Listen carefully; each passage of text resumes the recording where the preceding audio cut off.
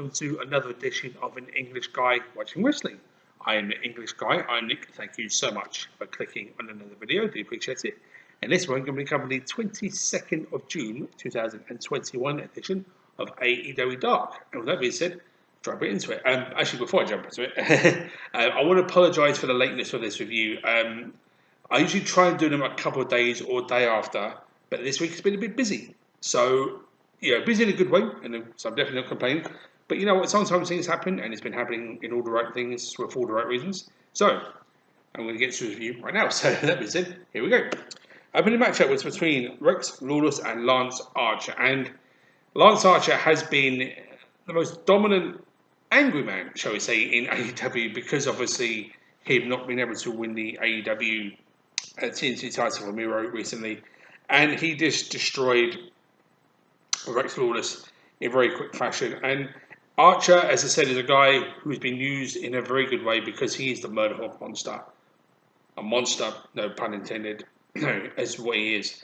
And he's been shown it as a lot more as of late. And of course, him defeating Rex Lawless was something I thought would happen. He did win it in quick fashion, so there we go, another win for Lance Archer.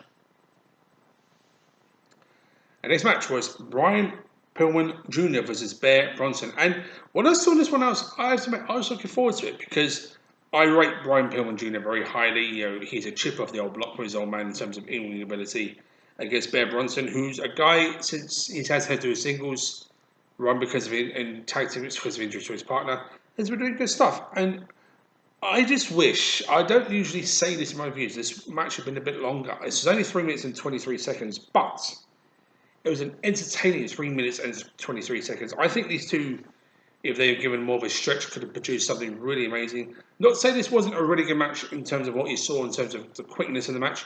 It was. And, I think Brian Pillman Jr. picking up the win was the right call because he has a TNT title match today. As I'm recording this on the 25th of June against Miro. So that's going to be an interesting match to watch. But this was a good, fun, short match. So there we go. Actually, before I continue to the next match, I do apologise about what I said about being kind of, I won't say negative, because I don't ever like to be negative in these things, but I just wish the match had been longer. That's all I'm going to say. So, there you go.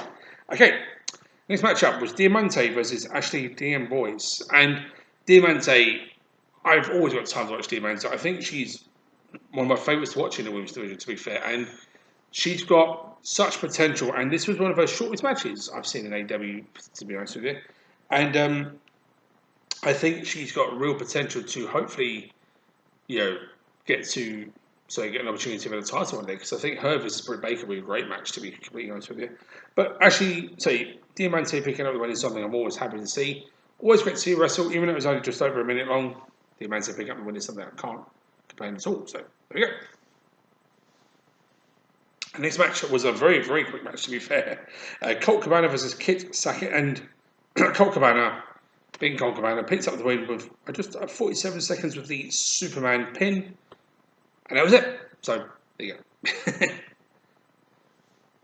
And this matchup was Chuck Taylor versus Dan Barry. And Chuck Taylor is one of my favourite underrated wrestlers in AEW because I think, honestly, when Chuck can get going, he can get going with the best of them. He's a long-time veteran at this point, and still, in my opinion, has the most devastating finisher in wrestling, the awful waffle, the very hard-hitting pile driver. He didn't win the matchup with that one here. He just won with regular pile driver against Dan Barry, and I like Dan Barry a lot, to be honest. I've seen him wrestle for a long time now. He was going to retire at one point, but I think he's turned around, he's not retiring now, which I'm glad to say. This was a fun, short matchup with Chuck Taylor picking up the win, so there you go. Excuse me. And this matchup was Abaddon versus Ashley Vox. And Abaddon, the creepiest competitor in all of the women's division, perhaps in all of AEW, to be completely fair, picked up the win in very quick fashion with a new finisher. I mean, she usually does a cemetery drive, but I don't know what her new finisher is called, if it actually has a name. It's a very unique leg hook DDT. I don't know how to describe it. It's quite impressive, to be fair. I don't see anybody else using it. So she picked up the win over Ashley Vox in 1 minute and 28 seconds. But I really am curious to know what the name of her finisher is now. I said, don't think it has a name, but if it does, fine, but I don't know what it is. So, but I do like it, so thumbs up to innovation for that, and thumbs up to a quick match for that, for sure.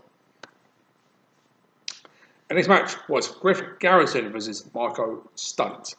And this is what I like to call a matchup of the Sammy Guevara vlog crew, because they both are. But they're the regulars on the show, if you've ever seen the Sammy Guevara vlog. And very unique to see this matchup, to be fair. And I enjoyed it for what it was. Only 3 minutes and 3 seconds. Griff Garrison did pick up the win, but this was a good matchup between, you could tell, two very good friends. And it was a fun, short matchup, to be fair, and good back and forth offense. I think Griff winning was the right call, to be fair, because obviously continuation of the momentum for the Varsity Blondes. Obviously, Brian Pillman Jr. has a shot at the AEW TNT title. So that's going to be interesting to see, but a good, fun, short match. So can't complain about that. So there you go. Which brought us to the main event. And honestly, my match of the night, I thought this was a great matchup. So Pentaco versus Stu Grayson. And I've never seen these two wrestle one-on-one before, to be completely honest with you. But I'm glad they did. This was a very good matchup. Stu Grayson, arguably one of the best in AEW, whether it's part of Dark Order as a tag team or he's wrestling on his own, is great. So Pentaco, again, a very, very good wrestler. Again, not really often you see him in singles matches, and I'm glad that you did see him in this one. But this was a good back and forth matchup. And so Pentaco this is probably his strongest showings in AEW singles matches for him so far. Even though the match was only 5 minutes and 24 seconds, it was a very enjoyable 5 minutes and 24 seconds. Stu Grayson again showed just how good he is, and he hit the nightfall to pick up the win. But not to say that so Pentagon didn't have a very good showing here, because he did. He had a really good showing, to be fair. And this was a really good matchup between two semi-similar styles in a way, because Stu Grayson could do a lot more all-rounder. So Pentagon is very good. He's a very good high flyer too, for sure. But this was a good main event to top off what was a fun, entertaining episode of AEW Dark. One of the shortest ones they've done for a while, to be completely honest with you. So, on that note, I will end the review here. Thank you so much for watching. I'll see everybody next time. But until that time, take care.